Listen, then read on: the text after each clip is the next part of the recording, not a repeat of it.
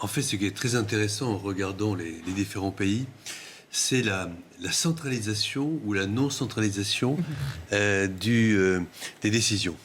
Et on s'aperçoit que, par exemple, Taïwan, c'est probablement le pays où il y a le moins de létalité et le pays le moins touché, alors que ça touche, c'est extrêmement près de la Chine. Pourquoi, oui. Parce que ils ont ils ont tiré les leçons du SRAS de 2002-2003.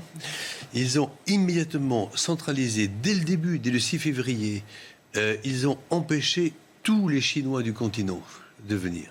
Ah oui.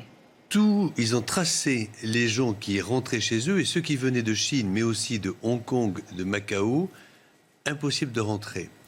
Et ensuite, ils ont pris un homme qui est le ministre de la Santé et qui a eu droit à toute action sur les douanes, les frontières et bien évidemment l'éducation nationale.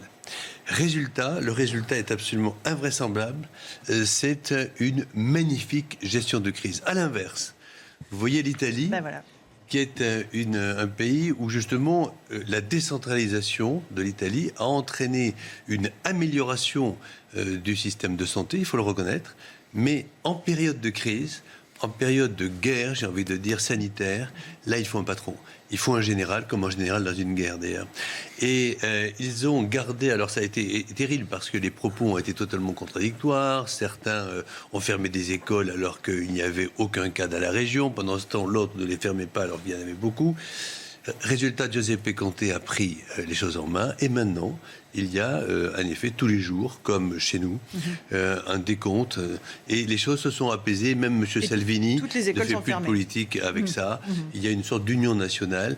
Donc vous voyez, je crois que c'est très important de comprendre que la politique de santé publique, c'est vraiment de la politique. C'est pas uniquement des coûts, des personnels, c'est de la politique.